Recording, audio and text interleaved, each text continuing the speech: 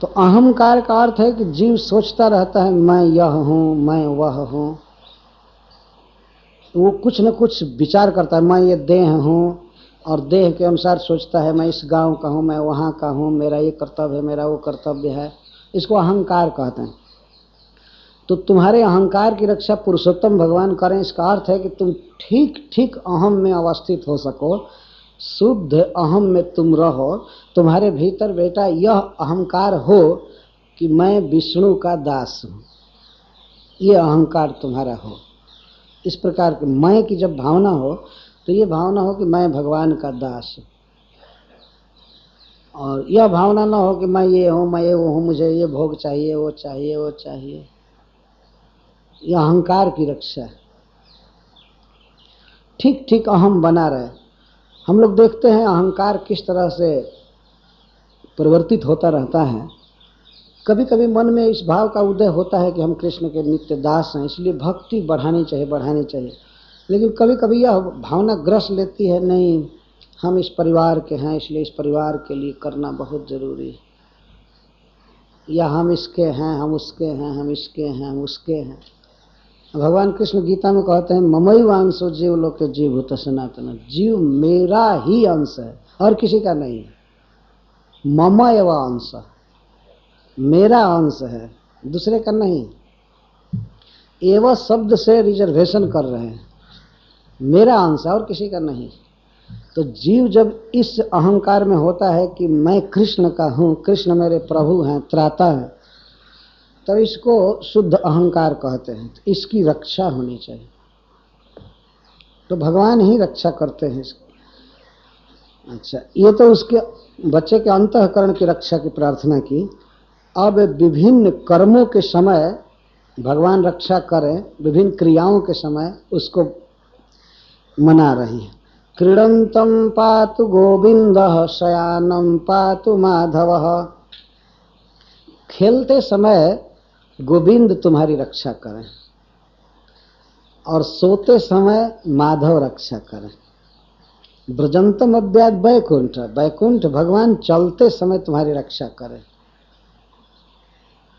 ब्रजंतम का अर्थ यहाँ समझ लेना चाहिए, वायुयान में, ट्रेन में, बस में, कार में, सब समय ब्रजंतम, चलते समय।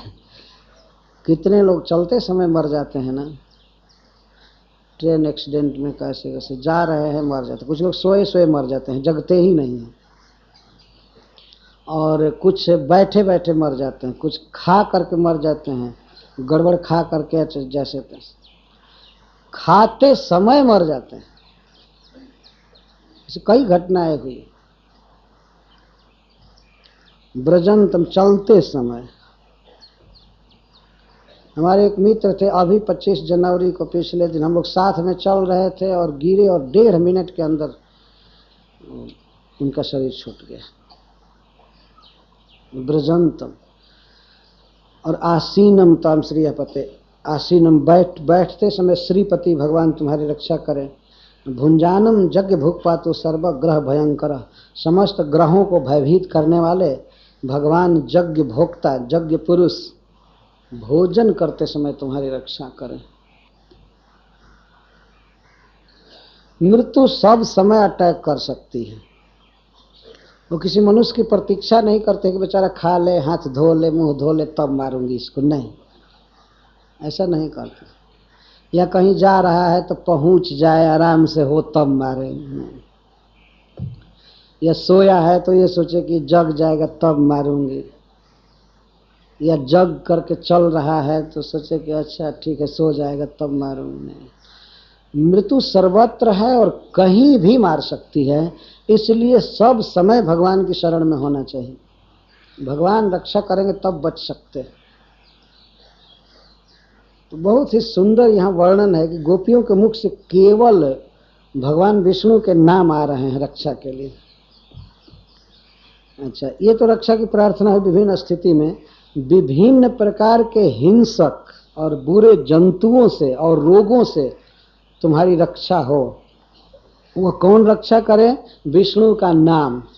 भगवान का नाम लेने से तुम्हारे ये बाधाएं दूर हो जाएं।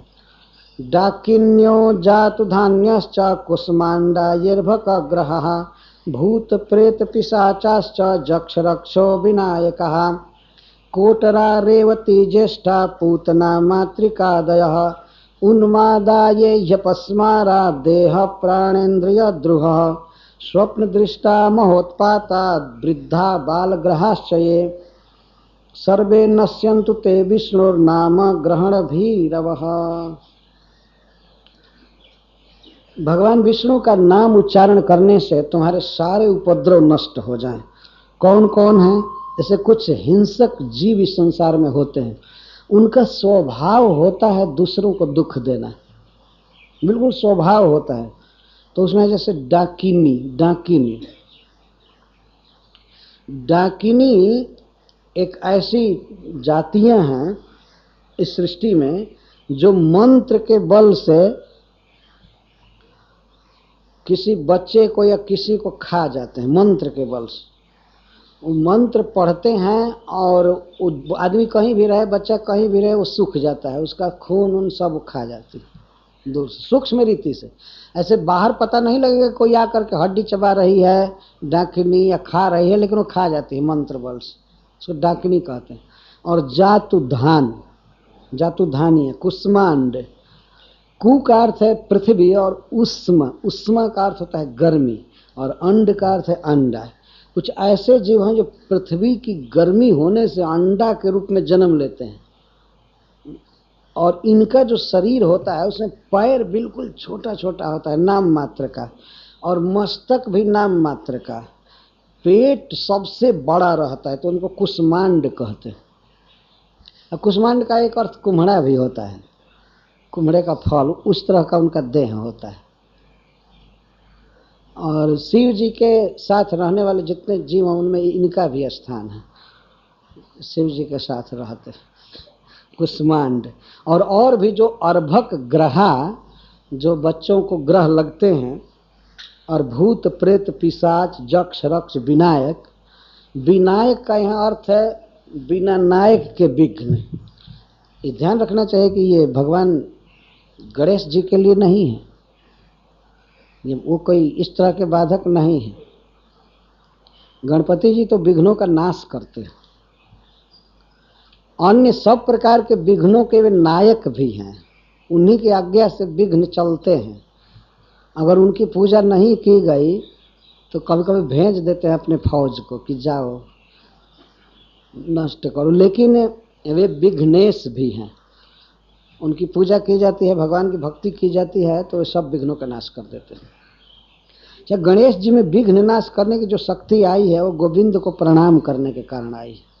जतपाद पल्लव जुगम विनिधाय कुंभ द्वंद्व प्रणाम समय स गणाधिराज विघ्नान विहंत मलमस्य जगत त्रयस्य गोविंद माद पुरुषम तमहम भजामि।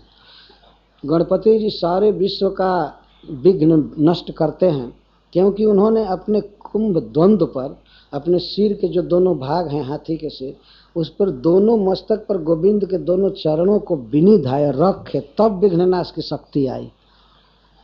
तो ऐसे गोविंद के चरण, ऐसे गोविंद का मैं भजन करता हूँ, ब्रह्मा जी कहते हैं। और ब्रह्मा जी झूठ नहीं कहेंगे, ब्रह्मा जी सब जानते हैं कौन देवता कितना पूजा करता है भगवान की। तो गणपति जी रोज गोविंद की आराधना करते हैं। तो यहाँ जो विनायक शब्द है वो दूसरे विघ्नों के लिए है। कोटरा रेवती ज्येष्ठा पूतना मातृकादय और उन्माद। उन्माद का अर्थ है मन के रोग, जो बेहोश कर देते हैं, देह का स्मरण नहीं रहता है। अपस्मार, स्मृति खत्म हो जाती है, आदमी कहीं कुआं में गिर जाता है, कहीं आग में गिर जाता है, कहीं टकरा जाएगा किसी चीज से, देह की सुधि नहीं रहती, जो मृगी कहते हैं। और भी देह प्राणेन्द्रिय द्रुह, देह को सताने वाले, प्राण को सताने वाले, इंद्रियों को सताने वाले जो भी रोग हैं या जीव हैं, वे सब भगवान का नाम लेने से दूर हो जाए।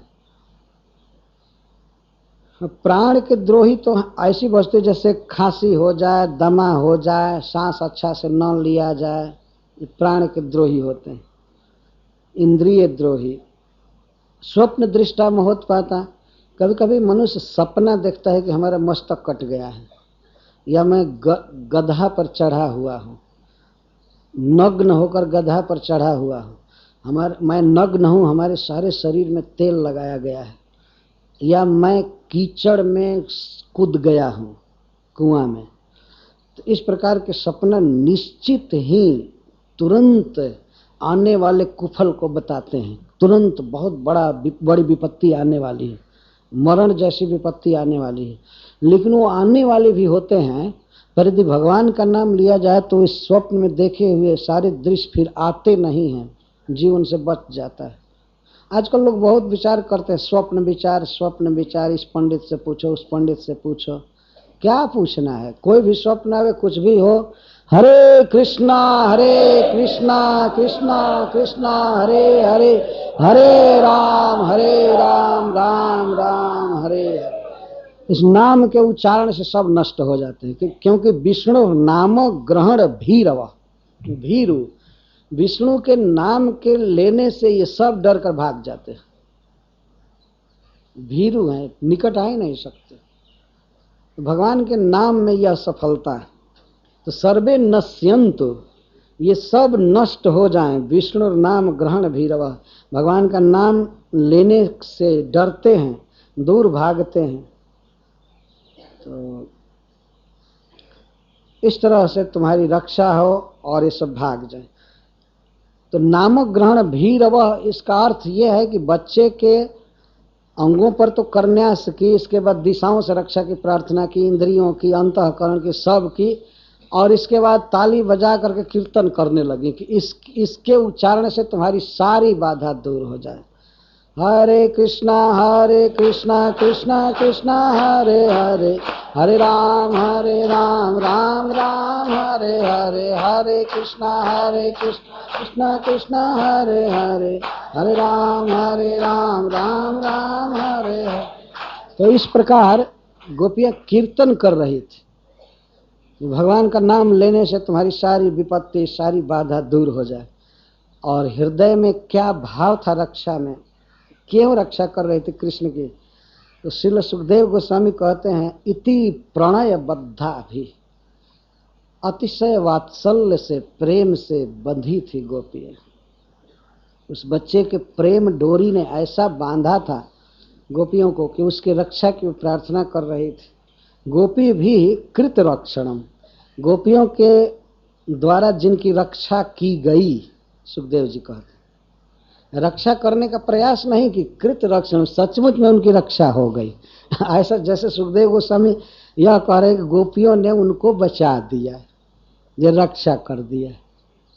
अरे उन्हीं के नाम से उनकी रक्षा हो रही है।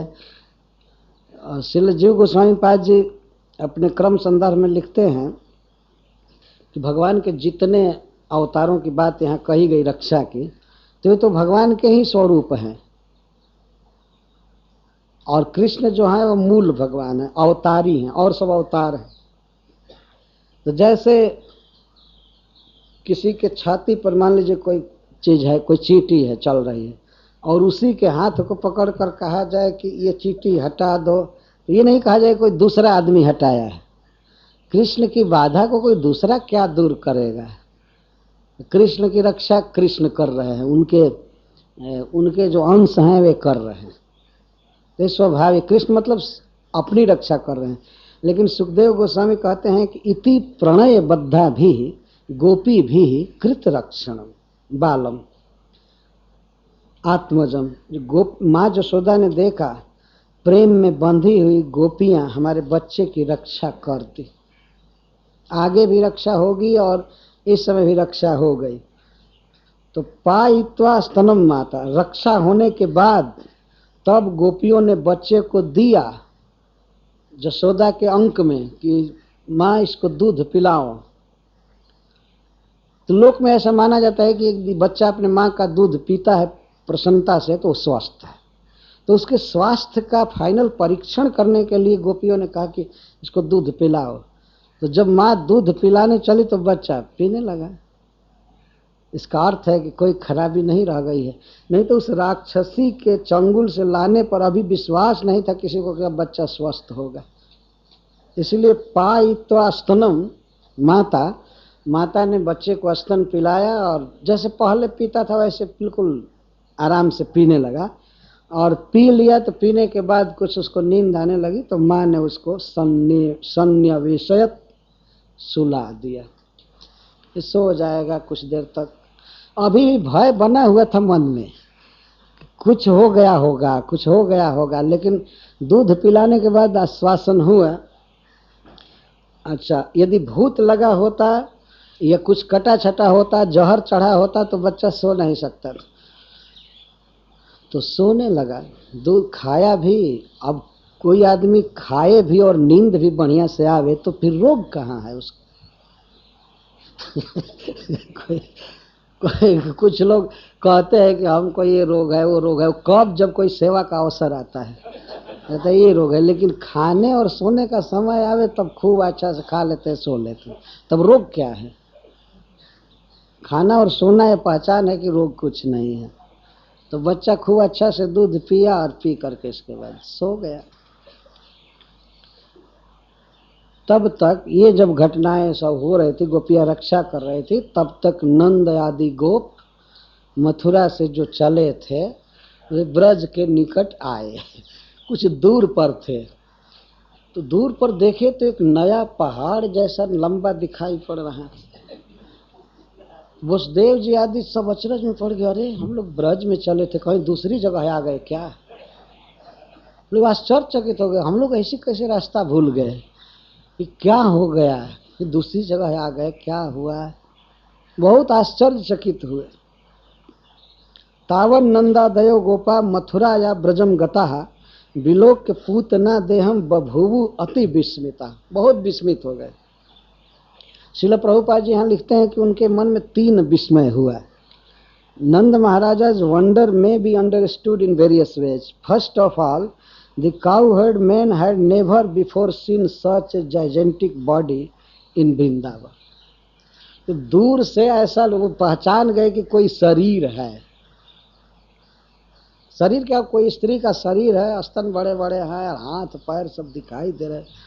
तो पहली तो बात है कि वृंदावन में, इस ब्रज भूमि में वे लोग इतना बड़ा शरीर पहले नहीं देखे थे, तो ये बड़ा विस्मय हुआ। ये कौन आकर के पड़ गया यहाँ, ये कौन लाश फेंक गया यहाँ पर? देवता लोग गिरा दिए क्या ऊपर से किसी असुर को मार करके?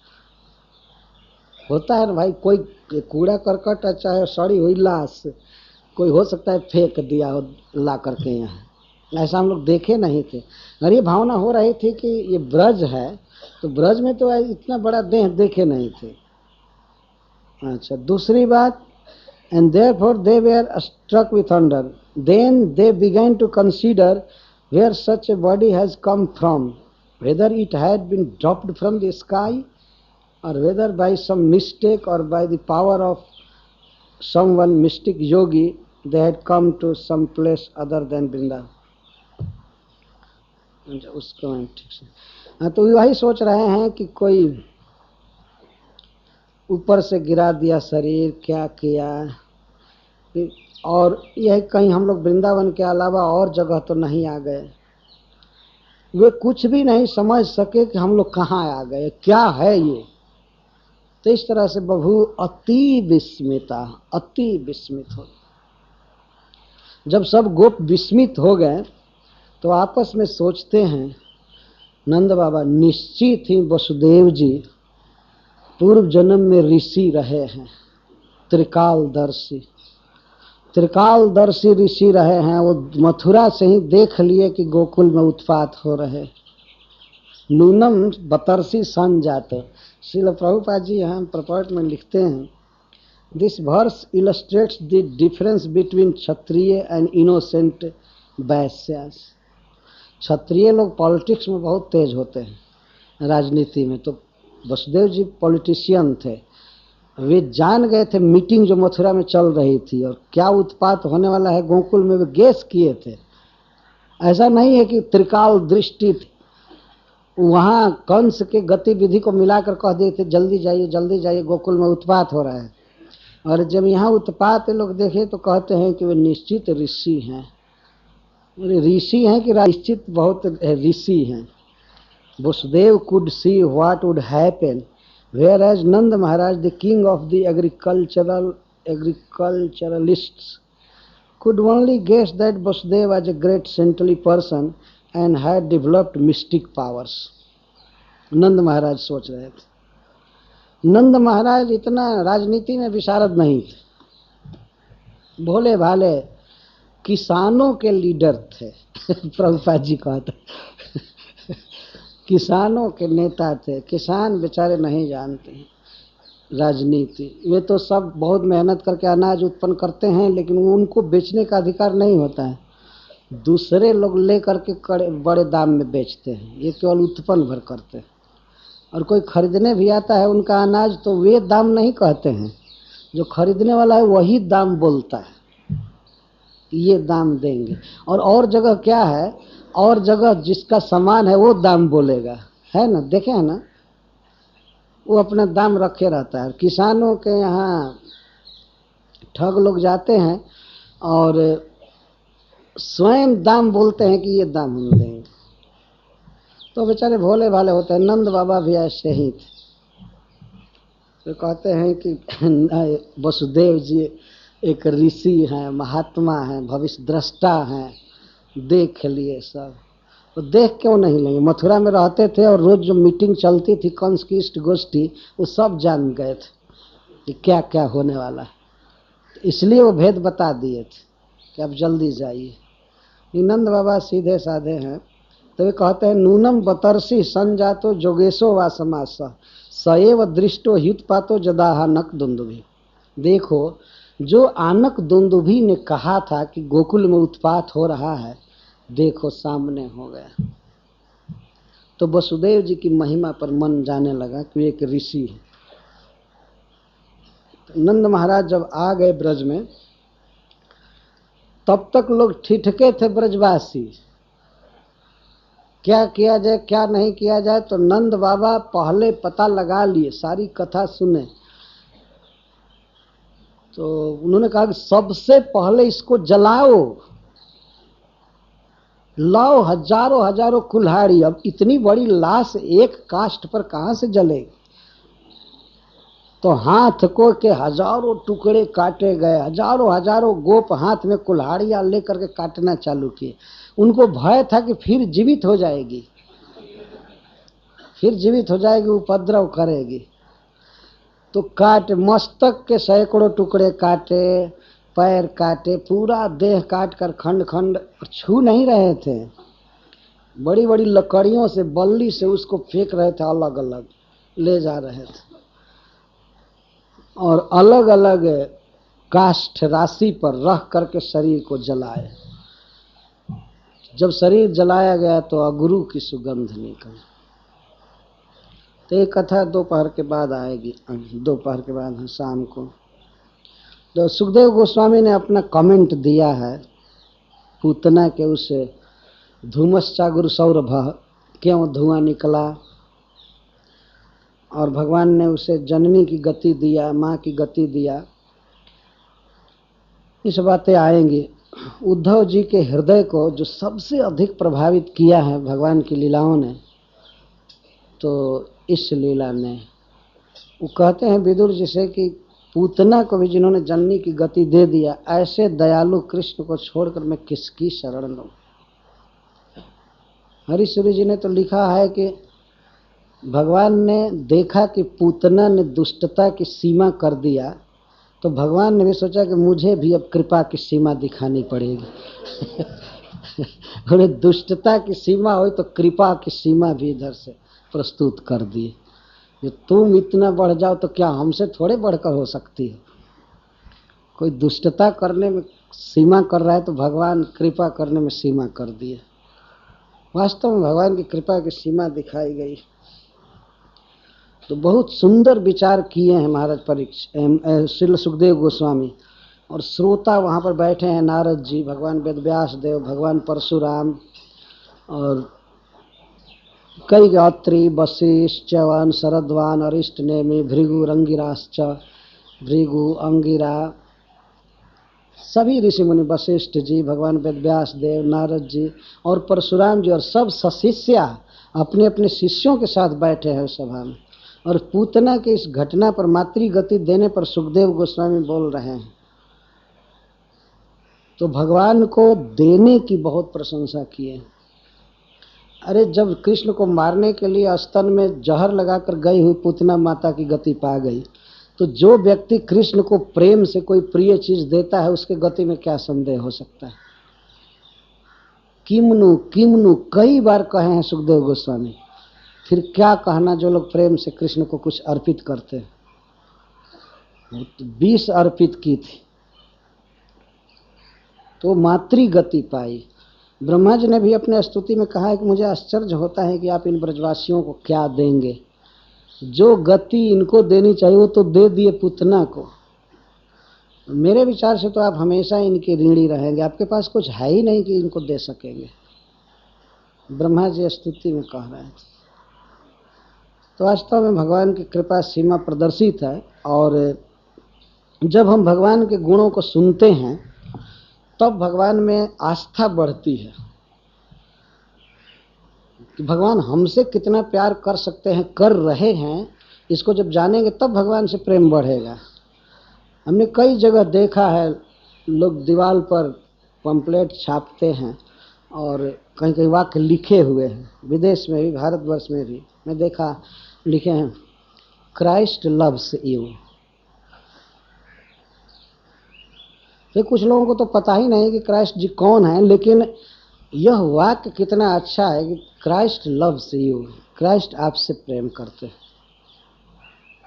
तो क्या कभी कृष्ण के लिए ऐसा नहीं लिखा जा सकता? जबकि कृष्ण तो सुहृदम सर्वभूतानां, वो तो समस्त जीवों के कारण सुहृद हैं, पर इन गुणों को बताया नहीं गया है। इतिहास में प्रथम बार श्रील प्रभुपाद जी ने भगवान के गुणों को सारे विश्व में बताया, नहीं तो कोई नहीं जानता था। ये वास्तव में भगवान की बहुत बड़ी कृपा है कि श्रील प्रभुपाद जी को इस प्राकृतिक जगत में भगवान ने भेज करके और अपने गुणों का इस तरह आख्यान करवाया। समझ में आया कृष्ण की सुंदरता, उनकी कृपा, उनका ऐश्वर्य, माधुर्य। तो कथा के द्वारा भगवान के इन गुणों का जब प्रकाशन होता है तो सुनने वालों का मन कृष्ण को स्वीकार कर लेता है। ओ भगवान हमसे इतना प्रेम करते हैं, मैं क्यों न करूं। तो इस प्रसंग में भगवान की असीम कृपा का वर्णन किया गया है। हरे कृष्ण, जय श्री प्रभु। सभी ब्रजवासी मिलकर काटने लगे, अथवा इसका यह अर्थ होता है कि ब्रज में रहने वाले कुछ छोटी जाति के लोगों को नियुक्त किया गया लाश काटने के लिए। एक टीका में ऐसा लिखा गया है कि मरे हुए देह को सब लोग तो काटेंगे नहीं। एक प्रश्न उठता है, क्या नंद महाराज आ चुके थे? जैसा मैं कथा में कह दिया था, लगता था कि आ चुके थे, लेकिन कहीं कहीं संदेह है। सुखदेव गोस्वामी आगे कहते हैं कि जब ब्रजवासी आए तो कुछ ब्रजवासी आए तो उन लोगों को गोपों ने बताया पूतना के आने की कथा और बच्चे के सुरक्षा की, तो उसको सुनकर बहुत विस्मित हुए। तो वहाँ पर श्रीपाद सनातन गोस्वामी जी लिखते हैं कि वे गोप नंद बाबा का दल था। तो नंद बाबा अपने पुत्र को उठाकर गोद में रखे और सिर सूंघे। तो जिन लोगों को नंद महाराज ब्रज की रक्षा के लिए नियुक्त करके गए थे और जिनमें उपनंद प्रधान थे, वे लोग पूतना के देह को काटने लगे। श्रील प्रभुपाद जी लिखते हैं कि यह प्रैक्टिस देखा जाता है समाज में। कोई सांप मर जाता है तो उसको लोग जला देते हैं या बहुत अधिक मारते हैं, नहीं तो उसके पुनः जीवित होने की संभावना रहती है। तो यह जो बकी है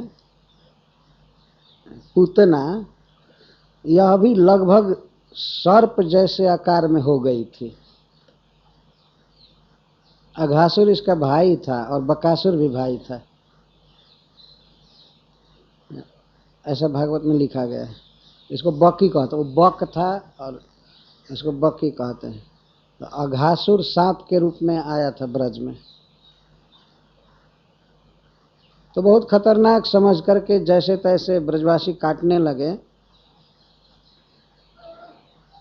तो काट करके छोड़ दिए होते। चाहे ऐसे मर गई जब तो उसको काटने की क्या जरूरत है। काटना इसलिए था कि उसको जलाना था, जलाने के लिए खंड खंड करना आवश्यक था। लोग काटने लगे।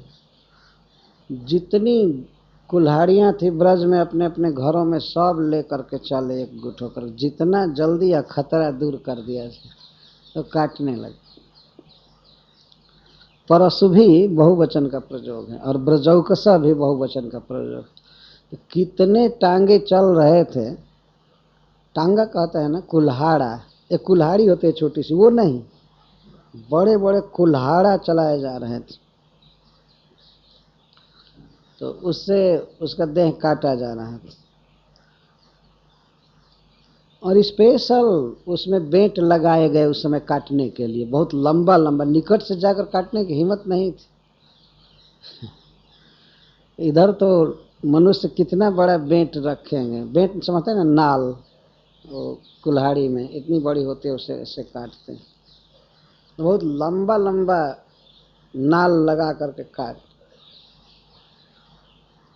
काटते कई लोग काट रहे थे, इसीलिए अंग अंग काटे, छित्वा अवयसः, अनेक टुकड़ों में काटे। और काट काट कर जब वो हल्का हो जाता था तो उसको बांस से या लकड़ी से उसको फेंकते थे, इधर अलग करते थे। 6 कोस में तो शरीर फैला था, तो टुकड़ा तो और ज्यादा ही में फैलाए होंगे। उसको फैलाए इधर उधर। और फिर लकड़ी काटे, कुछ सूखी लकड़ियां पहले से रखी गई थी, कुछ पूतना ने तोड़ दिया था, सूखी और हरी लकड़ियां भी तोड़ा था वृक्ष। तो वो सब जुटाए गए जहां तहां, और प्रत्येक खंड को, शरीर के प्रत्येक खंड को काठ से घेरा गया था। सुखदेव गोस्वामी कहते काष्ठ पर रखा गया था, ऐसा नहीं।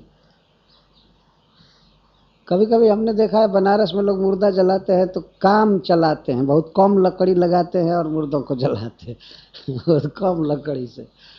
लेकिन ब्रज में महावन में जब पूतना को जलाया गया तो काठ खूब अच्छी तरह से रखा गया था, बढ़िया से जल जाए, इसलिए न्यद दहन, नितराम दहन, नितराम अदहन शब्द प्रयोग कर खूब अच्छी तरह से जलाया गया उसका शरीर। बेचारी का जन्म कहाँ हुआ, लेकिन उसका अंत्येष्टि संस्कार भगवान के पार्षदों ने किया, और धाम में मृत्यु हुई और ब्रजवासियों ने संस्कार किया, ब्रज में उत्पन्न लकड़ियों पर रख करके। बहुत बड़ा सौभाग्य था उसका। काष्ठ वेष्टितम न्यदहन, जलाए। तो दह्यमानस्य देहस्य धूमश्चागुरु सौरभ, जब देहस्य दह्यमानस्य, देह दह्यमान हो रहा था तो धुआं तो निकलना अनिवार्य है। आज भी मनुष्य जलाए जाते हैं तो श्मशान से धुआं निकलता है। कभी कभी तो असमय में यदि धुआं निकले तो लोग कहते हैं लगता है कोई मर गया है।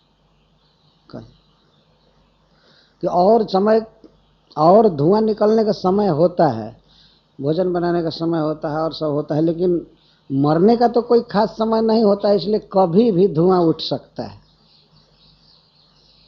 ऐसा देखा जाता है गाँव में, कभी भी धुआं उठता है तो लोग एक बार तो कहते ही हैं लगता है कोई मर गया। और वो धुआं की गंध अपने तरह की होती है। लेकिन पूतना का जब देह जलाया गया ब्रज में तो धूमः च, धूम जो था वो अगुरु सौरभ उत्थित, दह्यमानस्य देहस्य, जलाए हुए देह का धुआं अगुरु सौरभ, अगुरु के समान सुगंध वाला निकला, अथवा अगुरो रपि सौरभ, अगुरु से भी अधिक सुगंध, अधिक दिव्य सुगंध वाला धुआं निकला। क्यों? क्योंकि कृष्ण निर्भुक्त सपद्या हत पाप मना। कृष्ण ने उसके देह को खाया था, भुक्त भोगा था। अथवा दूध के लिए अगर कहेंगे तो भगवान भी दूध को सुखदेव गोस्वामी खाना कह रहे हैं, भुक्त। पीतम इसका अर्थ हुआ निर्भुक्तम। कृष्ण के द्वारा जिसका दूध पिया गया था, जिस शरीर का, तो पीतम क्यों नहीं कह रहे हैं, भुक्तम क्यों कह रहे हैं? वास्तव में भोगा गया था, पीना भी एक भोग है। तो भगवान ने उस देह का दूध पिया था। तो इस कारण से सपदी आहत पाप मना, तत्काल ही पाप सारे दूर हो गए थे कृष्ण के पीने मात्र से। कृष्ण ने स्तन पिया था, दूध पिया था, इस कारण से उस शरीर का सारा पाप सपदी तत्काल ही नष्ट हो गया था। और पाप नष्ट हो गया था इसलिए वह शरीर परम पावन परम धन्य हो चुका था। यही कारण था कि उस देह को जब जलाया गया तो दिव्य अगुरु की सुगंध निकली उस देह से। भगवान ने साक्षात उस शरीर पर लेट करके उसको पकड़ करके और दूध पिए थे। भगवान के उस श्री विग्रह का ध्यान भी बड़े बड़े लोग नहीं कर पाते हैं, मन ध्यान में भी नहीं टिक पाता है। और उसी दिव्य शरीर से सट करके और पुत्र भाव से भगवान पिए थे, जो माँ बनाई थी, माँ बनकर आई थी। इस संसार में यदि किसी व्यक्ति का किसी व्यक्ति से संबंध देखा जाए, निकटतम संबंध, तो किसी भी व्यक्ति का सबसे निकटतम संबंध उसके माँ से है। उतना निकटतम और किसी के साथ संबंध नहीं। बच्चा अपने माँ के गर्भ में रहता है 9-10 महीने, और गर्भ से बाहर होते ही माँ के गोद में रहने लगता है। तो माँ के गोद में सो जाना, दूध पीना और माँ का दुलार प्यार पाना उसके लिए स्वाभाविक है। भगवान जो पूतना के साथ सटे, तो वह जब दूध पिलाने के लिए आई तो भगवान सचमुच दूध पीने के लिए सट और पीने लगे। नहीं तो ऐसे तो हाथ से पकड़ कर भी मार सकते थे, स्तन पकड़ने के बदले गला पकड़ कर घोंट दिए होते, लेकिन पिए वास्तव में। भगवान ने सोचा कि जब मुझे दूध पिलाने आई है तो मुझे पीना चाहिए, और पिए थे। तो कृष्ण निर्भुक्त सपद्या हत पाप मना। ऐसा कभी नहीं हुआ था कि किसी का देह जलाया जाए और अगुरु की सुगंध निकले। पूरे श्रीमद् भागवतम में आप देख सकते हैं कि सुखदेव गोस्वामी जब कथा बोल रहे हैं तो पूतना के देह को जलाए जाने पर कहते हैं उससे अगुरु से भी अधिक मादक सुगंध निकला। कृष्ण के संपर्क का यह फल था। कृष्ण ने उसका दूध पिया था। क्या बड़ी बात हो गई थी, क्यों सुगंध शरीर से निकल रही थी, यह विचारणीय बात है। सुखदेव गोस्वामी स्वयं ही इसका उत्तर देते हैं। लेकिन मैं एक कविता पढ़ रहा हूँ, श्री लहरीश्वरी जी लिखते हैं, यह साक्षादभिमर्शितो भगवता हस्तेन जत्र स्थितं हृत्वास्तन्यमिषादशेषकलुषं योकारिनिष्कल्मषः तद्देहस्य सुगन्धिधूमजनने तत्संगिकाष्ठस्य वा का शंका किमुचित्रमत्र किमु वा तच्छृण्वतां विस्मयः। जो देह, पूतना का जो देह साक्षात भगवान के द्वारा आलिंगित हुआ था, भगवान अपने हाथ से पकड़े थे और अपने पैर को भी जमाए थे उसके शरीर पर कि गिर न जाए। इस तरह चिपके थे, चिटके थे पकड़ करके। पैर लगा हुआ था पूरा उसके पेट पर या स्तन के पास, और हाथ से स्तन पकड़े थे, और हाथ से ही नहीं अपने मुख से भी पकड़े थे। साक्षात अभिमर्शितो भगवता, भगवान के द्वारा इस प्रकार से आलिंगित शरीर था, अभिमर्शित था, हाथ से पैर से और सारे शरीर से सट करके दूध पी रहे थे। तो भगवान ने उस शरीर को निश्चित ही निष्कल्मश कर दिया। दूध क्या पिए, उसका सारा पाप पी गए, उसका कल्मश पाप सब दूर कर दिए। तो ऐसे शरीर से यदि अगुरु की सुगंध निकल रही थी और इसके साथ ही साथ उस देह के संगी काठ से यदि सुगंध निकल रही थी, तो क्या शंका, इसमें शंका क्या है? किमु चित्रम, ये कौन विचित्र बात है, कौन अनहोनी चीज है। और शृण्वताम को विस्मय, और इसमें सुनने वालों को विस्मय करने की क्या जरूरत है? इसमें कोई शंका नहीं है, कोई विचित्र बात नहीं है। किसके द्वारा वो आलिंगित हुई थी? भगवान के द्वारा। बहुत तत्परता से भगवान उसके देह में सट करके दूध पिए थे। भगवान ने इस लीला में अपने स्वभाव को व्यक्त किए हैं। अतः श्रीपद सनातन गोस्वामी अपनी टीका के शेष में कहते हैं इस प्रसंग में, आरंभादेव लीलाया बकी धात्री गति प्रदः कृष्ण स्वगुण माधुर्ये तृष्णयामास वैष्णवान। आरंभ में ही पूतना के उद्धार की लीला द्वारा, जो पूतना को भगवान ने मातृ गति दिया, धात्री गति दिया, तो इस लीला से भगवान कृष्ण अपने गुणों के माधुर्य में वैष्णवों को तृष्णयामास, प्यासा बना दिया। तृष्णा बढ़ गई वैष्णवों की, जो भगवान से प्रेम करने वाले हैं, उन लोगों को प्रथम बार भगवान के इस कृपा का साक्षात्कार हुआ। तो हो भगवान इतनी दयालु हैं।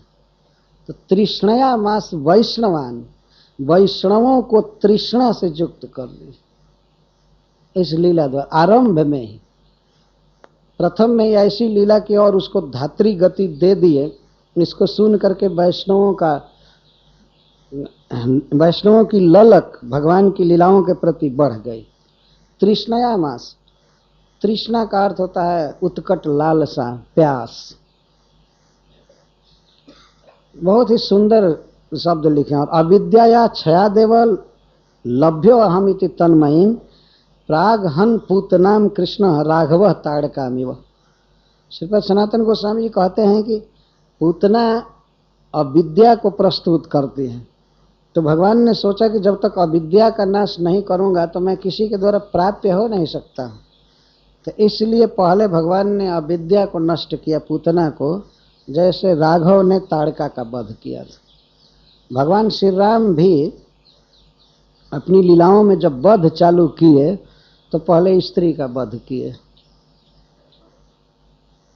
और भगवान श्री कृष्ण भी ये पहला वध किए तो स्त्री का वध, यही से चालू हो रहा है। तो अविद्या नष्ट किए। और एक विशेष बात सनातन गोस्वामी जी कह रहे हैं, वही जो आरंभादेव लीलायाम, इस प्रारंभिक लीला द्वारा भगवान वैष्णवों को, अपने भक्तों को अपने गुणों के माधुर्य में प्यासा बना दिए। गुण माधुर्य, तो गुण में क्या गुण प्रकाशित हुआ इस लीला में? भगवान का जीवों के प्रति अकृत्रिम सौहार्द, दया, यही है उनके गुण का माधुर्य। जैसे उनके अनंत गुण हैं, लेकिन इस लीला में उनका कृपा गुण प्रकाशित हुआ। इतना मधुर है, इतना मधुर है कि वैष्णव इसके लिए प्यासे हो गए। प्रश्न उठ सकता है कि जब भगवान ने माधुर्य का रस पिलाया तब और प्यास क्यों बढ़ गई? यही तो कृष्ण गुण का माधुर्य है। जो जितना इस लीला को पीता है उसकी प्यास उतना ही बढ़ती है। जब राय रामानंद जी भगवान चैतन्य महाप्रभु को कथा सुनाते थे और स्वरूप दामोदर जी गान करते थे, तो चैतन्य महाप्रभु पी करके उसको कहते थे, और बोलिए, और बोलिए, और बोलिए, और बोलिए, तृष्णा शांत न है, तृष्णा बढ़े निरंतर।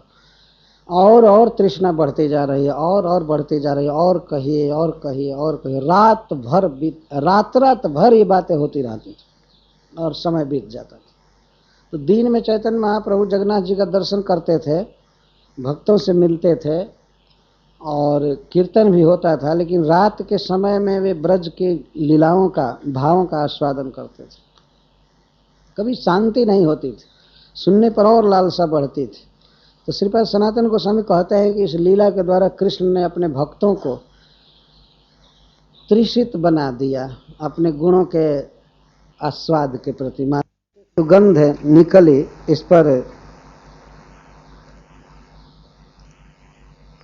हरीशूरी जी, सनातन गोस्वामी जी, चक्रवर्ती पाद जी, ये सब विचार किए हैं। वास्तव में भागवत की रचना तो वेदव्यास जी ने किया और सुखदेव गोस्वामी ने प्रवचन किया है, लेकिन बाद के जो प्रवर्ती आचार्य हैं वे सब हम लोगों की सहायता कर रहे हैं उसको समझने के लिए, कृष्ण को जानने के लिए।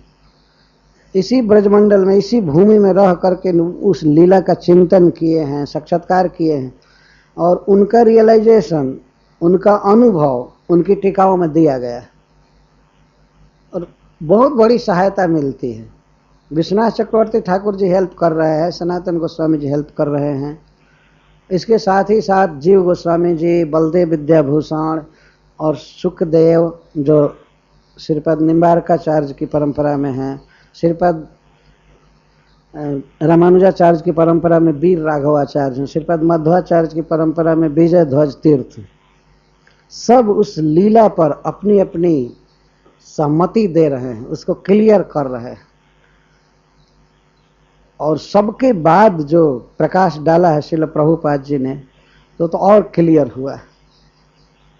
तब समझने में क्या दिक्कत। सुखदेव ऐसे भगवान वेद व्यास देव ने जब भागवत रचा तो उस समय उनके दृष्टि से बिल्कुल तैयार माल था और उन्होंने कह दिया पीबत भागवतम रसम, पियो, अब और कुछ मेहनत करने की जरूरत नहीं। लेकिन पीने के लिए अब वैष्णवों ने पिलाने की रीति निकाला, ऐसे पिलेंगे, ऐसे पियो, ऐसे पियो, और इतना पीने का उपाय किया गया है खुलम खुला, कोई चार्ज नहीं, कुछ नहीं, लेकिन फिर भी लोग नहीं पी। अब क्या किया जाए।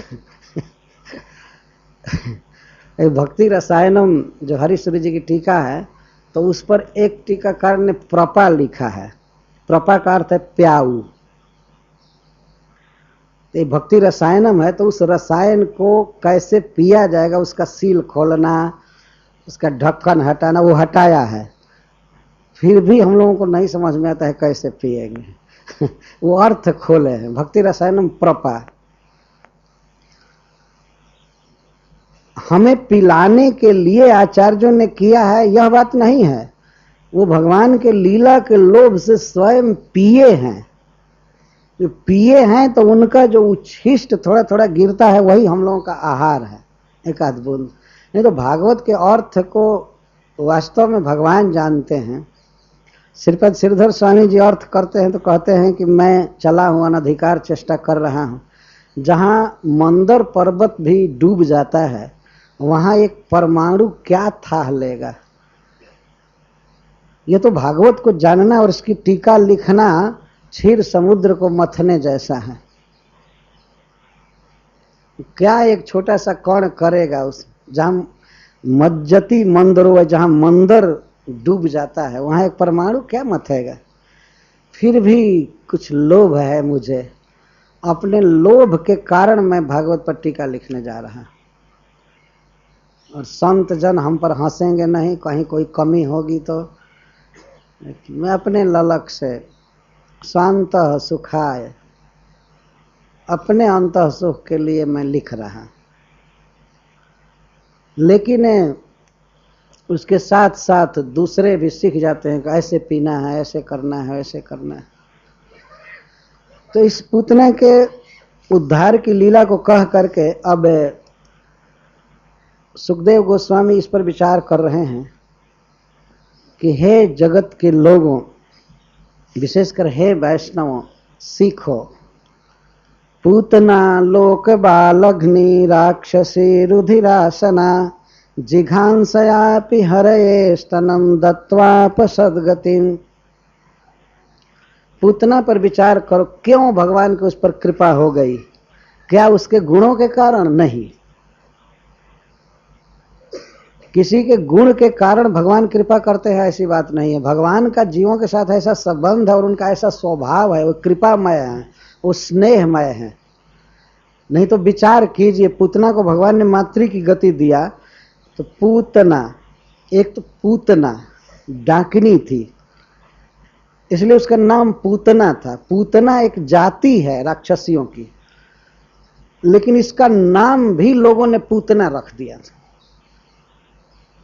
अपनी जाति के अनुकूल इतना अच्छा कार्य करती थी, बच्चों को मारती थी, इसलिए इसको पूतना नाम ही दिया गया था। नामना पूतना।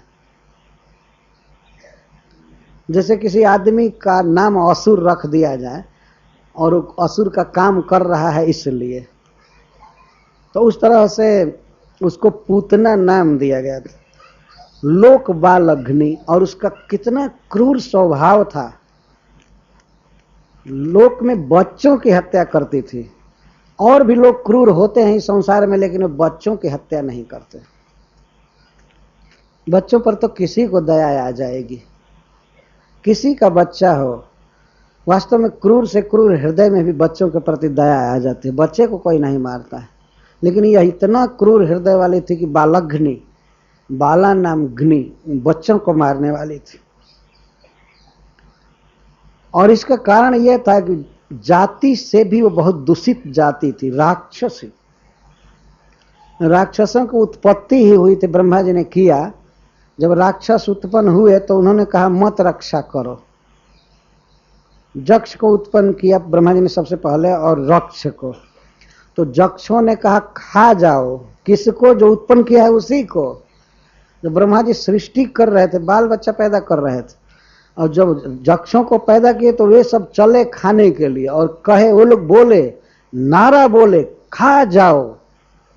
जक्ष, जक्ष का अर्थ होता है गटकना, खा जाओ मतलब ब्रह्मा को ही काट कूट करके दांत से नोच नाच कर खा जाओ।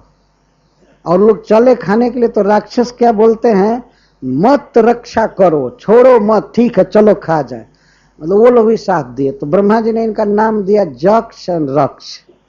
जक्ष और राक्षस, रक्ष की संतान को राक्षस कहते, अपत्यवाचक शब्द। ते उसी वंश की थी। तो वंश परंपरा से यह अवगुण भरा हुआ था इसमें, मारने की, काटने की, खाने की, राक्षसी। चलो जाति से व्यक्ति बिगड़ा हो, शील स्वभाव ठीक न हो, लेकिन यदि कहीं अच्छा भोजन करने लगता है तो व्यक्ति का सुधार हो जाता है। लेकिन भोजन इसका क्या था? रुधिर, खून।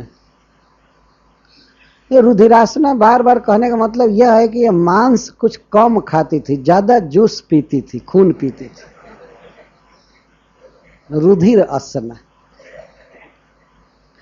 जैसे राक्षस हैं मनुष्यों के भेष में, जिनके थाली में यदि कुछ मांस या खून न आवे तो उनका पेट नहीं भरेगा। खाते हैं मांस होटल में, जहां तहां राक्षस कुछ न कुछ मांस खाते रहते, उनको तृप्ति नहीं होती बिना खाए। तो जाति से भी भ्रष्ट थी, बिगड़ी थी, नष्ट थी सब तरह से। भोजन भी खराब था। नहीं तो खराब जाति में भी जन्म लेने वाला व्यक्ति यदि प्रसाद खाने लगे तो जाति दोष से मुक्त हो जाता है, पर इसमें मुक्त होने का कोई गुंजाइश नहीं थी, सब तरह से बिगड़ी थी। अच्छा ठीक है, ऐसा होने पर भी यदि भगवान को इसने स्तन पिलाया होता उदासीन भाव से भी, चलिए कि ऐसे ही चलो पिला दो, एक बच्चा है, प्रेम से नहीं, उदासीन भाव से पिलाए होते, लेकिन उदासीनता से भी नहीं, जिघांसया, जिघांसा के लिए, उनका वध करने के लिए स्तन दी। और फिर भी अपि, इस सब जगह अपि लगेगा। पूतना अपि, लोक बालग्नि अपि, राक्षसी अपि, रुधिरासनायपि और जिघांसयायपि हरे अस्तनम दत्वा सद्गति मार। भगवान का वध करने के लिए, कृष्ण हरि का वध करने के लिए हरि को उसने स्तन दिया, दुर्जर और उल्बण भयावह विष के साथ उसने स्तन को दिया, लेकिन वह दे करके भी सदगतिम सताम गतिम आप, जो साधन सिद्ध भक्तों को मिलनी चाहिए गति, माता की गति नित्य लीला में, धात्री गति, वह गति भगवान ने दे दिया उसको। तो अब भला बताइए, किम पुनः श्रद्धया भक्त्या कृष्णाय परमात्मने जच्छन प्रियतमम किमनु रक्तस्तन मातरोजत। फिर जो लोग भगवान को कुछ श्रद्धा से देते हैं, कोई चीज श्रद्धा से देते हैं, श्रद्धा का क्या मतलब है कि यह भगवान की संपत्ति है, भगवान की सेवा में देना चाहिए, कृष्ण को देना बहुत अच्छा है, इस भाव से यदि कृष्ण को देते हैं, और फिर भक्ति से अगर कोई देते हैं कि मैं दास हूं, सेवा करना मेरा कर्तव्य है, इस भाव से देते हैं कृष्ण को, परम आत्मा को, जो आत्मा के भी आत्मा है, आत्मा से भी परम प्रिय हैं, ऐसे प्रभु को यदि कोई प्रियतम वस्तु देता है, अपने पास जो कुछ अच्छी से अच्छी वस्तु है उसको यदि कृष्ण को दे रहा है, तो फिर उसके सद्गति में क्या संदेह है? वो क्यों नहीं भगवान की नित्य लीला में जाएगा, क्यों नहीं प्राप्त करेगा? तन मातरो यथा, इस सद्गति प्राप्ति के लिए, अथवा अर्पण करने के विषय में, जैसे कृष्ण की माताएं कृष्ण को अर्पण करती थी, अगर उस तरह से कोई दे कृष्ण को, तब तो कहना ही क्या। मातरः बहुवचन का प्रयोग, बहुवचन का अभिप्राय है, जब वत्स हरण हुआ था, गोप और वत्सों का हरण ब्रह्मा जी किए थे, तो भगवान समस्त गौओं को अपनी मां बनाए थे और समस्त माताओं को अपनी मां बनाए थे, क्योंकि उनके बच्चे और उनके बछड़े ब्रह्मा जी के यहाँ रखे गए थे। तो भगवान स्वयं ही बछड़ा बन गए और गोप बालक बने और दूध पी रहे थे, इसलिए बहुवचन का प्रयोग किया गया। नहीं तो एक वचन का होता है, ज्यादा से ज्यादा दो वचन का प्रयोग होता है, जसोदा और रोहिणी के लिए। तो वे बड़े प्रेम से दूध पिलाती थी कृष्ण को, और कृष्ण भी बड़े चाव से पीते थे। भगवान जिस गाय का दूध है बछड़ा बन करके पी रहे हैं, तो आप लोगों ने देखा होगा बछड़ा कितनी ललक से दूध पीता है, अपने मुख से, अपने सिर से थन में हल्का सा प्रहार करता है स्नेह उत्पन्न करने के लिए। गाय को ऐसे मारता है मुख से हल्का हल्का, तो उसके हल्का प्रहार से गाय में वात्सल्य बढ़ता है, तो और दूध देती। तो भगवान भी इस तरह पिए थे। आगे सुखदेव गोस्वामी कहे हैं कि पयांसी जासाम अपिबत, और स्नेह स्नुतान यलम, ये शब्द दिए हैं कि उनके दूध स्नेह से झरते रहते थे, स्नेह से दूध झर रहे थे अपने आप, और भगवान की पीने में इतनी लालसा थी कि वे नहीं छोड़ रहे थे, वे पीते रहते थे। माताओं की तो बात छोड़ दीजिए, मतलब पुरुष मनुष्य माता, गौ माता का दूध भगवान इस तरह से पिए थे। तो श्री कृष्ण को जो प्रेम से कुछ अर्पण करते हैं, कुछ देते हैं, और वो भी अच्छी से अच्छी वस्तु, तो उनको भगवान की नित्य लीला में भगवान का पार्षदत्व मिलेगा। इसमें किम पुनः, इसमें वक्तव्य है क्या? कुछ कहना बाकी है क्या? इस पूतना के सद्गति से ये पता नहीं चल गया? किम पुनः का अर्थ किम पुनः वक्तव्यमिति शेष, इसमें क्या अब कहना है? महाराज परीक्षित की उस महान सभा में सुखदेव गोस्वामी ये बोल रहे हैं, क्या अब कहना है कुछ? तो इसमें कैमुत्य मंडली है। श्री विश्वनाथ चक्रवर्ती ठाकुर कहते हैं कैमुत्य किम उत, संस्कृत का ये शब्द है किम उत, फिर क्या कहा जाए? जैसे मान लीजिए कोई 1 रुपये में यदि 1 किलो घी खरीद रहा है, यदि मान लिया जाए कि 1 किलो में 1 रुपये में 1 किलो घी मिलता है, तो फिर किसी के पास लाखों करोड़ों रुपए हो तो कहा जाएगा कि जब 1 रुपये में उसको, हरे कृष्ण, इतनी चीजें मिल सकती है तो करोड़ रुपए, इतना घी मिल सकता है तो करोड़ रुपए में तो कहना ही क्या, और बहुत मिल सकता है। किसी व्यक्ति में यह कहा जाए कि 1 क्विंटल उठाने की शक्ति है, तो फिर 10 किलो उठाने में तो कहना ही क्या है इसके लिए, वो तो बहुत जल्दी उठा सकता है। तो जब कृष्ण को इस बुरे विचार से किसी ने कुछ दिया, जान मारने के लिए बहुत बुरे विचार से, और उसको भी जब कृष्ण ने अपनी मां की गति दिया, तो फिर प्रेम से स्नेह से कोई कृष्ण को देता है तो उसको क्यों नहीं वे अपना बंधु बनाएंगे। इसमें क्या कहना है, तो इसको कैमुत्य कहते हैं। श्रील श्रीधर स्वामी ने भी लिखा है, प्रसंगात कैमुत्य न्याय न भक्ति वैभवम आह। कैमुत्य न्याय से श्रील सुखदेव गोस्वामी भक्ति के उत्कर्ष का वर्णन कर रहे हैं। पूतना के प्रसंग से जब कृष्ण को मारने के लिए कोई उनके निकट जाए और जान मारने के लिए स्तन दे करके मां की गति पा सकता है, तो भक्ति पूर्वक कोई कृष्ण के पास जा रहा है उनको देने के लिए, तो फिर कहना ही क्या है। तो भक्ति के उत्कर्ष का वर्णन कर रहे हैं कैमुत्य न्याय द्वारा। जिघांसयापि, श्रील चक्रवर्ती पाद जी कहते हैं, जिघांसयापि किमुत औदासीन्येन। और कृष्ण को मारने के लिए उसने स्तन दिया और फिर भी कृष्ण को पा गई, माता की गति पा गई, तो फिर मारने के लिए नहीं दी होती, या कोई भी व्यक्ति मारने के लिए न दे, ऐसे ही दे दे उदासीन भाव से, कुछ सोचे समझे नहीं, ऐसे ही दे दे, मारने की नियत न हो और न तो सेवा करने की नियत हो, तो उसके विषय में तो कहना ही क्या। वहां लगेगा किमुत औदासीन्येन किमुत तरम श्रद्धया। और फिर श्रद्धा से दे कि कृष्ण को इससे सुख होगा, देना हमारा धर्म है, देना चाहिए, ये कर्तव्य बुद्धि से दे, तो इसको श्रद्धा कहते हैं। तो किमुत तराम श्रद्धया और किमुत तमाम भक्त्या। और फिर भक्ति से दे कि मैं कृष्ण का सेवक हूं, स्वामी की सेवा करना मेरा कर्तव्य है, इस भाव से प्रेम से दे तो कहना ही क्या। यह एक कैमुत्य हुआ है भाव की दृष्टि से। इस भाव से दिया तो ये गति हो गई, तो फिर उदासीनता से दे तो क्यों नहीं होगी, फिर श्रद्धा से दे, फिर भक्ति से दे, इसमें सब कैमुत्य निकल रहे हैं। अच्छा, अब वस्तु के विषय में, कर्म जो वस्तु दिया गया है उसके विषय में कैमुत्य न्याय कहते हैं। विषस्तनम अपि, विष दिया पुतनन, वो स्तन क्या दिया, विष दिया, भयंकर कालकुट विष से युक्त स्तन दे करके भी वो मां की गति पा गई, तो किमुत विषेतर वस्तु। और कोई विष न दे, विष से भिन्न वस्तु दे जो कृष्ण को हानि न करे, तो फिर कहना ही क्या।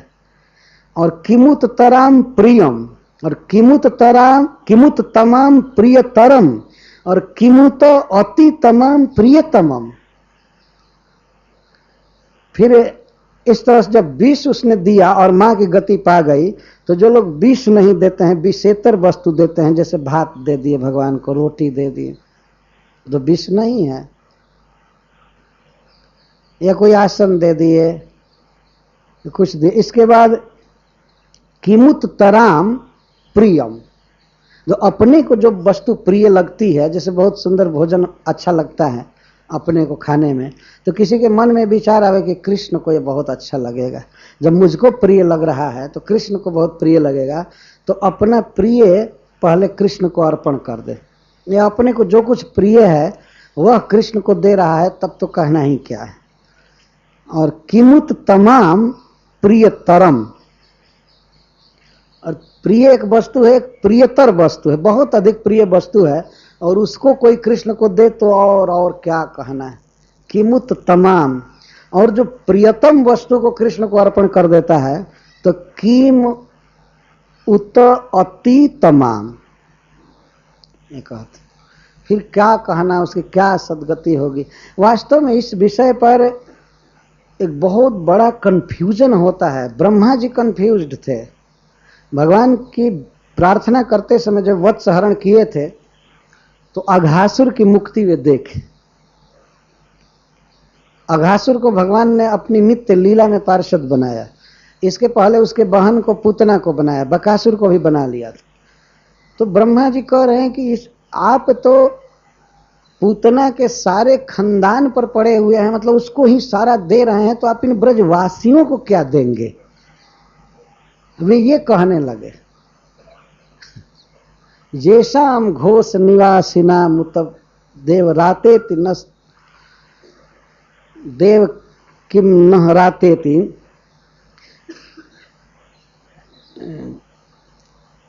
ऐसे कद विश्व फलात् फलम तदपरम कुत्रा पेयन मुह्यति। चेतो, चेतो पहले लगा रहे हैं, चेतो विश्व फलात् फलम तदपरम कुत्रा पेयन मुह्यति। आपसे बढ़ करके तो फल इस जगत में कुछ नहीं है। आप ही परम सिद्धि हैं, आप ही परम लक्ष्य सबके। तो आप इन घोष निवासियों को क्या देंगे। अपने को तो आप दे दिए पूतना को और शकुला, उस शकुला अपने कुल के साथ पूतना आपको पा गई, आपकी धात्री बनी, आपकी मां बनी, आप इनको क्या देंगे। हम तो ये देख रहे हैं कि आपको जीवन पर्यंत अनंत काल तक इनका ऋणी बनकर रहना पड़ेगा। आप कुछ भी नहीं दे पाएंगे और आपसे बढ़ करके कुछ है नहीं। और वो तो दे दिया आपने पूतना को भी,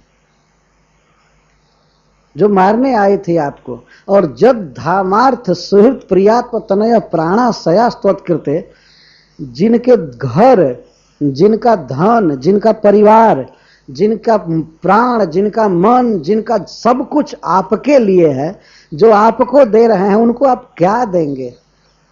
तो हमें तो लगता है कि आपको हमेशा इनका गुलाम बनकर रहना पड़ेगा, तो इनके अधीन रहना पड़ेगा। तो क्या हर्ज हो जाएगा इससे। एक प्रश्न होता है, यदि भगवान ब्रजवासियों के ऋणी रहे, उनके अधीन रहे, तो क्या हर्ज है। लेकिन ब्रह्मा जी अपने पोजीशन से बात कर रहे हैं। वो सारे विश्व नाट्य का सूत्रधार है, जगत का सृष्टि करता है, कारणोदक साई बन करके जगत की सृष्टि करता है, हम सबका पिता है। वह इन ब्रजवासियों के अधीन रहे तो ब्रह्मा जी को कुछ उटपटांग बात लग रही। इसके पहले उन्होंने कहा था, अहोति धन्या ब्रज गौरमण्य स्तन्यामृतम पीतमतीव ते मुदा जासाम विभो वत्सतरात्मजात्मना जत्रिप्तयेद्यापि न चालमध्वरः। ओहो, इस विश्व में, इस ब्रह्मांड में, इस संसार में धन्य है ब्रज की गौएं और ब्रज की रमणियां, जिनका स्तन्यामृतम आप नित्य आनंद के साथ पीते रहते हैं।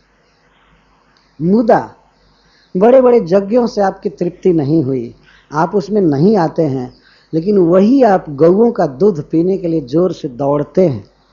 जो कृष्ण को खूंटा में बांधा जाता होगा बछड़े के रूप में और खोले जाते होंगे, तो जाकर कितनी ललक से गौओं का दूध पीते हों, और बाद में गौएं उनको चाटती होंगी बड़े स्नेह से। तो ये सब ब्रह्मा जी को याद है, तो याद आ रही है, तो वे कहते हैं, अहोति धन्या, अति धन्या ब्रज गो रमण्या, ब्रज की गौएं और ब्रज की रमणियां अति धन्य। और अंत में कहते हैं, अहो भाग्यम नंद गोप ब्रजौकसाम जन्मित्रम परमानंदम, कैसे है, ब्रह्म सनातनम पूर्णम ब्रह्म सनातनम, जन्मित्रम परमानंदम पूर्णम ब्रह्म सनातनम। अहो भाग्यम, इस विश्व का सबसे बड़ा विद्वान बोल रहा है। सत्यलोक में जिसका निवास है, भगवान का डायरेक्ट डिसाइपल, पुत्र और शिष्य, और जितने भी शिव आदि हैं सब इनके अंदर काम करते हैं ब्रह्मा जी के। और वे ब्रह्मा जी इस विश्व में सबसे धन्य किसको कह रहे हैं, ब्रजवासियों। अहो भाग्यम नंद गोप ब्रजौ के सब, नंद महाराज के ब्रज में रहने वालों का भाग्य है, अति भाग्य है कि जिनका मित्र अपना सखा, अपना बना हुआ पूर्ण ब्रह्म, सनातन ब्रह्म है और खेल रहा है, तो धन्य है ये। तो फिर जब पूतना माता की गति पा गई, तो जो लोग श्रद्धा से भगवान को कुछ देते हैं और वो भी प्रिय वस्तु देते हैं, उनके सद्गति में क्या संदेह। भगवान ने गीता में कहा है, पत्रम पुष्पम फलम तोयम यो में भक्त्या प्रयच्छति तदहम भक्ति प्रहृतम अस्नामि प्रयतात्मन। कोई है संसार में ऐसा बड़ा व्यक्ति जो इस तरह से कहे कि हमको कोई पत्ता पानी दे दे और मैं तृप्त हो जाऊं? कोई है? लेकिन विश्व का निर्माता परमेश्वर भगवान कहते हैं कि हमको कोई पत्ता देता है, फूल देता है, तो मैं इसको स्वीकार करता। यह क्यों कह रहे हैं कि लोग हमको दें, इसलिए कह रहे हैं, और दे इसलिए नहीं कि भगवान को घटा हुआ है। भगवान चाहते हैं कि हमारे साथ किसी तरह से संबंध जोड़ो, संबंध जोड़ो। वैसे भगवान देने के लिए तैयार हैं। श्रील प्रभुपाद जी एक लेक्चर में बोलते हैं कि यदि किसी को कहा जाए कि मांगो, तो संसार में ऐसे अभिमानी लोग हैं जो मांगना नहीं चाहते, तो हम क्यों मांगेंगे किसी से? तो भगवान ऐसे अभिमानियों के भाव को समझकर बोल रहे हैं, तब हमको दो। वो तो चाह रहे हैं कि चाहे देने के लिए चाहे लेने के लिए किसी तरह से मुझसे संपर्क जोड़ो, लेकिन वो जानते हैं कि वो लेने के लिए कोई नहीं आएगा। बड़े अभिमानी लोग होते हैं। तो भगवान कहते हैं तब हमको दो। जत करोसी जदस्नासी जज होसी ददासी जत जत तपस्सी कौनते तत्कुरुष मुदर्पण। और भगवान तदर्पणम कितना किए हैं, जीवों को कितना दिए हैं। सारा जगत रच करके सारा अनाज, पेट्रोल, सोना, चांदी सब यहीं रख दिए, बहुत दिए हैं। लेकिन वे नहीं कहते हैं गीता में कि मैं सब दे रहा हूं। एक आध बार कहे हैं, गतिर भरता प्रभु साक्षी निवास शरणम से। तो ऐसे महान व्यक्ति जो सबको सब कुछ दिए हैं, वे कहते हैं कि हमको कोई पत्ता देता है प्रेम से तो मैं स्वीकार करता हूं। इस संसार में कोई है ऐसा व्यक्ति जो स्वीकार कर लेगा पत्ता? कोई आपके घर पर जाए और कहिए कि भगवान ने कहा है पत्ता से संतुष्ट हो जाते हैं, आपको हम तुलसी पत्र देते हैं, आप भी भगवान के समान संतुष्ट हो जाइए, तो वो तो व्यक्ति क्रोधित होगा मन में कि क्या हो गया इसको। वो तो आया था कुछ दूसरे पत्ता के लिए, दूसरे पत्र के लिए आया था, अरे तुलसी का पत्ता देने लगा। तत्काल पता चल जाएगा कि भगवान में और उस आदमी में कितना अंतर होता है। आदमी लालसा से भरा हुआ है, हमको यह वस्तु मिले वह वस्तु मिले, लेकिन भगवान ऐसे नहीं। वो क्या लालसा होती तो ये पत्ता पुष्प और पानी मांगते? क्या पानी उनको सुलभ नहीं है? भागवत में कहे हैं कि मेरे भय से इंद्र वर्षा करते हैं, मेरे भय से सूर्य तपता है। तो आपके भय से आपके धाम में पानी नहीं पहुंचा देंगे? इधर कहते हैं कि तो हमको जो पानी देता है तो हम उसको स्वीकार करते हैं। तो देने के लिए या लेने के लिए कृष्ण के पास आना चाहिए। तो विशेष करके जो देते हैं कृष्ण को, तो फिर भगवान कृष्ण उनके प्रति कितना ऑब्लाइज्ड होंगे, कितना कृतज्ञ होंगे, इसको किम पुनः शब्द से व्यक्त किया जा रहा है, कुछ कहा नहीं जा सकता। जो मारने के लिए आए थे उसको तो माता की गति दिया उन्होंने, तो फिर जो दे रहा है उनको, और वो अभी प्रिय वस्तु, प्रिय वस्तु इस संसार में क्या है? पुत्र प्रिय है और धन प्रिय है। इन वस्तुओं को जो अर्पण करता है भगवान को, उसमें भी धन बहुत प्रिय है। धन को बाहरी प्राण कहा गया। भागवत के 5वें स्कंध में कहा गया है कि धन बाहरी प्राण है। एक प्राण तो वो है जिसे हम सांस ले रहे हैं, जी रहे हैं, लेकिन बाहरी प्राण भी पॉकेट में पड़ा रहता है, उसके बिना नहीं जी सकते। वो प्राण के समान हेल्प करता है इस माने में, लेकिन प्राण के समान वो प्रिय है, इसलिए वही प्राण कहा गया है। कभी कभी तो वही प्राण अंतः प्राण को ले भी लेता है। इसलिए इसका जो इसके प्रति जो प्रियता है रुपया पैसा के प्रति, वही उसका प्राणत्व है, वही प्राणत्व। जड़भरत जी ने वर्णन किया है भवाटवी में, वही प्राण। आप चलिए कहीं यात्रा करनी हो तो आप डॉक्टर से चेक करा लीजिए कि सांस ठीक से चल रहा है, तो इतना ही चेक करा करके नहीं जाएंगे, कुछ बाहरी प्राण लेना पड़ेगा, चाहे चेक के रूप में लीजिए चाहे नगद लीजिए, बाहरी प्राण लेकर चलेंगे तब, नहीं तो ऐसे कौन गाड़ी पर चढ़ने देगा, कोई चीज नहीं देगा। तो ये पैसा जो है प्राण से भी प्रिय है। तो ऐसे पैसे को जो कृष्ण को दे रहा है तो प्रियतम दे रहा है वास्तव। जो वास्तव में कृष्ण को पैसा देता है वो सब कुछ दे रहा है, सब कुछ दे रहा है वास्तव, इसमें संदेह नहीं है कि मनी जानी। पैसा बहुत प्रिय है व्यक्ति को, उससे जीवन की सारी आवश्यकताओं को खरीद सकता है वो। लेकिन ऐसे पैसा को जो भगवान को अर्पित कर रहा है तो वह फिर भगवान की नित्य लीला में जाएगा, इसमें क्या संदेह हो सकता है। भगवान ने अपना स्वभाव प्रकट किया इस लीला में। वो एक एक बात पर ध्यान देते हैं, नहीं सोचना चाहिए भाई मैंने भगवान के लिए इतना किया, लगता है कि वो भी भूल गए, वो ध्यान नहीं दे रहे हैं। हम भले भूल जाएंगे, कृष्ण नहीं भूलते हैं, बल्कि हमको जो स्मृति आती है उनकी कृपा से आती है। जितने जीव हैं सबके हृदय में हैं और कहते हैं कि मत्त स्मृति ज्ञान मापहनम, मैं जब स्मृति देता हूं तब स्मृति आती है। तो ऐसा व्यक्ति कैसे भूल जाएगा, कैसे हमारे दिए गए दान को भूल जाएगा, बताइए। भगवान हृदय पढ़ते हैं, लेकिन पढ़ करके भी भगवान हम लोगों से उदासीन नहीं है, यह उनकी विशेषता है। थोड़ा भी कनेक्शन जोड़ने पर वे बहुत गुना देते हैं। वे अपने अनुसार सोचते हैं कि कोई उनको अगर एक मुट्ठी चिवड़ा दे रहा है, जैसे सुदामा जी दिए, तो भगवान ने सोचा कि इसकी जितनी शक्ति है उसके अनुसार तो ये बहुत दिया है, मैं कुछ भी देकर ऋणी नहीं होऊंगा, क्योंकि इसके पास चिवड़ा नहीं था, यह दूसरे घर से उधार लेकर के आया है। पैंचा हमारे यहाँ कहते हैं, पैंचा का अर्थ होता है बाद में उतना ही लौटा देंगे। कर्ज नहीं होता है, लोन नहीं होता है, इंटरेस्ट नहीं बढ़ता, जितनी वस्तु लिए हैं उतना ही लौटा देते हैं। तो उनकी स्त्री कई घरों से मांग लाई थी 3-4 मुट्ठी चिवड़े। भागवत के टीका में लिखी गई है बात। और ले जाने के लिए द्वारका कोई ऐसा नहीं था कि बैग था बढ़िया, सुदामा जी के पास कोई झोला तक नहीं था, एक फटा पुराना कपड़ा था, उसी में पोटली बांध करके दिया गया। तो बहुत हिसाब से पहुंचाए थे द्वारका, वो कभी भी फट सकता था, रास्ते में गिर सकता था। तो वो ले गए थे।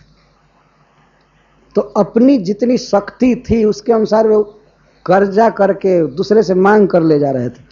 तो भगवान भी जब जितना है उतना दे करके दूसरे का मांग कर देंगे तब न पूरा होगा। जे जथा माम प्रपद्यन्ते तथैव भजामि।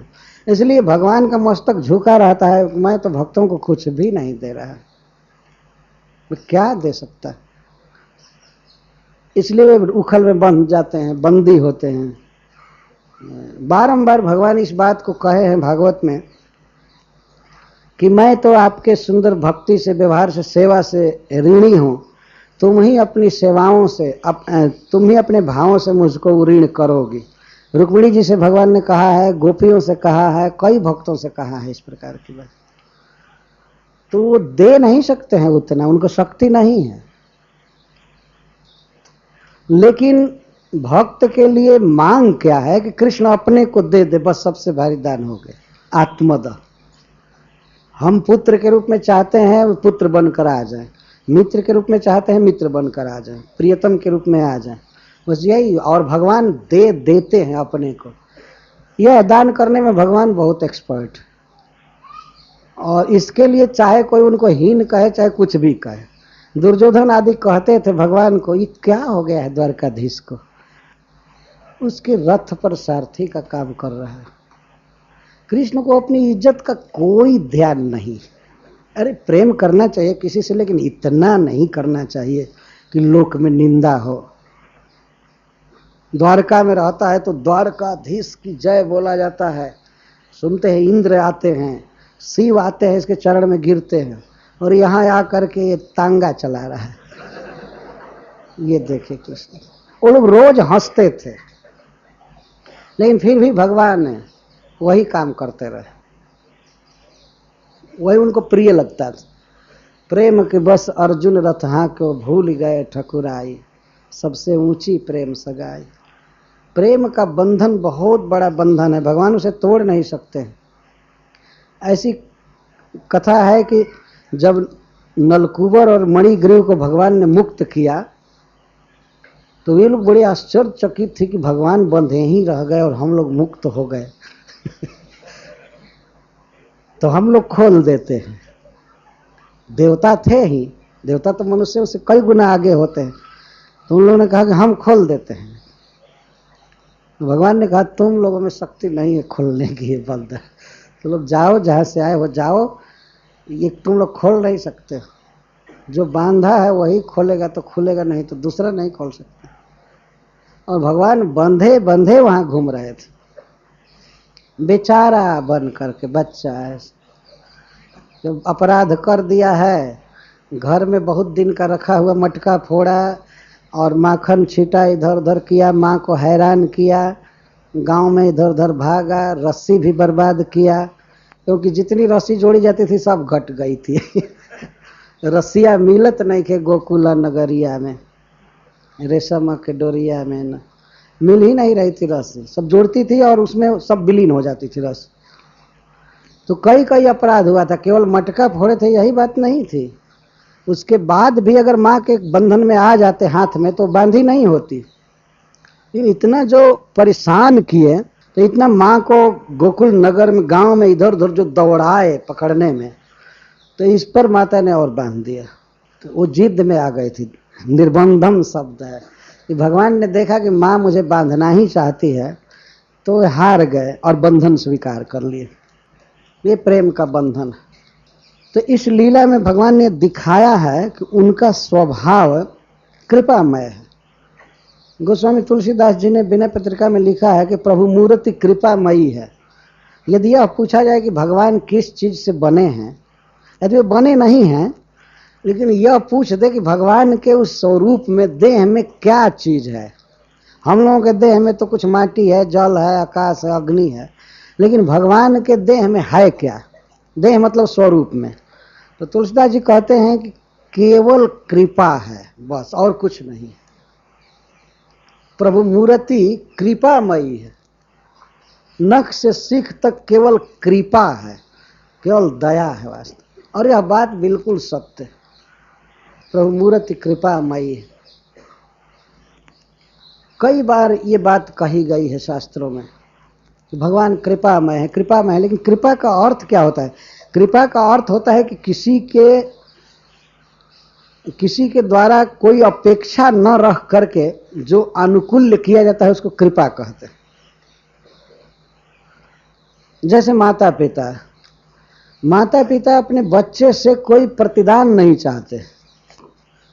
ऐसा नहीं चाहते छोटा सा बच्चा है हमारे लिए पीढ़ा लाएगा या गिलास पानी लाएगा तब मैं उसकी सेवा करूंगी। माँ ऐसा नहीं सोचती है, अपने आप स्नेह उमड़ता रहता है बच्चे के प्रति। तो इसको कृपा कहते हैं, स्नेह कहते हैं। तो भगवान की कृपा इसी तरह से जीवों के प्रति है।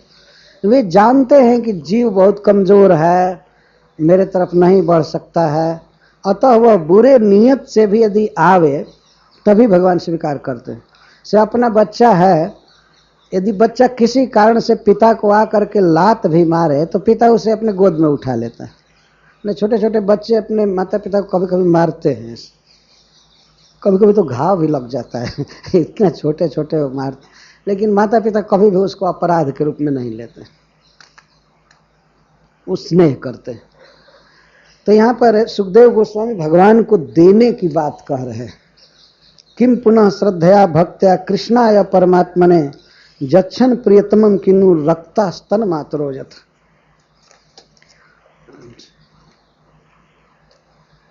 धुआं क्यों सुगंधित निकला और पूतना के इतनी सौभाग्यवती हो गई, इसका वर्णन कर रहे हैं। पदभ्याम भक्त हृदयस्थाभ्याम वंद्याभ्याम लोक वंदितहि अंगम जस्याः समाक्रम्य भगवान पिबतस्तनम जातु धान्यपि सा स्वर्गम अवाप जननी गतिम कृष्ण भुक्तस्तन क्षीरा किमु गावो नुमातरः। बारंबार सुखदेव गोस्वामी उस दृश्य पर चित्त को ले जा रहे हैं कि भगवान ने किस तरह दूध पिया पूतना का।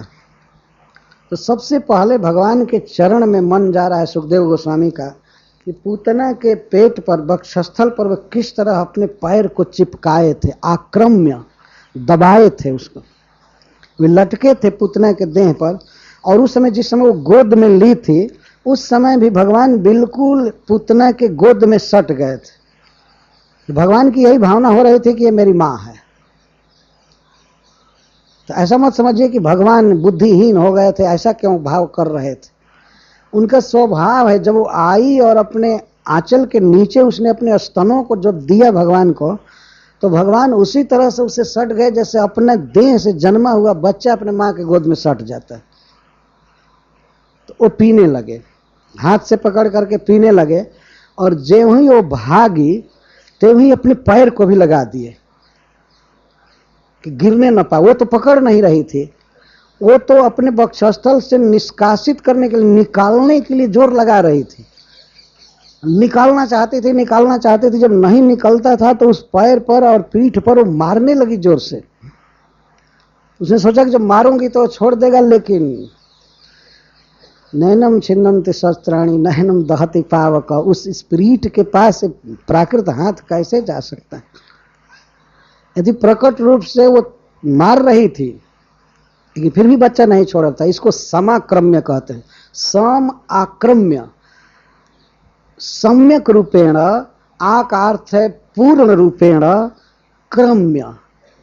जो पैर भगवान रखते हैं जमीन पर, या बलि महाराज के लिए नापे थे पृथ्वी को, या रासलीला में नाचेंगे जिस पैर से, उस पैर को, चरण कमल को पूतना के देह में जकड़ कर सटाए थे और ओठ से पी रहे थे और बाह से हाथ से पकड़े थे, और सारा शरीर उस तरह से सटा हुआ था। वो दिव्य चिन्मय शरीर, पर ब्रह्म तत्व जो है वो पूतना के देह में सटा हुआ था। इस तरह से भगवान अपिवत स्तनम, उसका स्तन पी रहे थे। कैसा चरण? पद्भ्याम भक्त हृदयस्थाभ्याम, जो चरण कमल भक्तों के हृदय में रहते हैं, दूसरों के हृदय में नहीं हो सकते। इसका एक भाव चक्रवर्ती पाजी करते हैं। दूसरों के हृदय में वो नहीं रहते हैं, भक्तों के हृदय में रहते हैं, और वह भी हृदय में रहते हैं ध्यान द्वारा, न तो साक्षात देव। ऐसा नहीं कि पूतना के देह पर जैसे वो चरण विराज रहे थे वैसा कभी विराजे होंगे किसी भक्त के देह पर, ऐसा नहीं, हृदय में। तो इसका एक भाव है कि इतना दुर्लभ चरण कमल जो केवल भक्तों के मनो सरोवर में विहार करते रहते हैं, और वो भी केवल ध्यान द्वारा, वही चरण साक्षात भगवान पूतना के देह पर सटाए थे। कभी कभी भक्त विनय करते हैं, प्रभु हमको आपके चरण कमल का दर्शन हो, हमारे सिर पर आप अपना चरण रख दीजिए, ये कीजिए, फिर भी भगवान नहीं करते। और उसके देह पर तो स्वयं सम आक्रम्य, सम्यक रूप से दबा करके स्तन पी रहे थे भक्त के हृदय में। और कैसा? लोक बंदित ही बंद्याभ्याम, जो सबके द्वारा बंदित हैं, सारा जगत जिनकी वंदना करता है, जैसे भगवान शिव या भगवान ब्रह्मा जी, नारद मुनि, शनकादिक आदि, इनकी वंदना सारा विश्व करता है, सब लोग वंदना करते हैं। लेकिन ये लोग भी भगवान के चरणों की वंदना करते हैं। और एक भाव है कि केवल वंदना भर करते हैं, साक्षात देख करके नहीं, उद्देश्य, एक उद्देश्य करके कि इधर भगवान का चरण कमल है, वंदे महापुरुष ते चरणार बिंदम, ऐसा कह करके प्रार्थना करते हैं। केवल वंदना करते हैं, उनको दर्शन नहीं मिलता है चरणों का। जो लोक बंदित हैं, परम पावन हैं, दिव्य हैं, उन लोगों को भी भगवान के चरण कमल का दर्शन नहीं होता है, केवल वंदना करते हैं। और बड़े बड़े लोग वंदना करते हैं, उन्हीं चरणों से द्वाभ्याम पदभ्याम समाक्रम्य, जिसके देह को दबाकर भगवान ने स्तन पिया था। तो पूतना के सौभाग्य का वर्णन सुखदेव गोस्वामी कर रहे हैं यहाँ।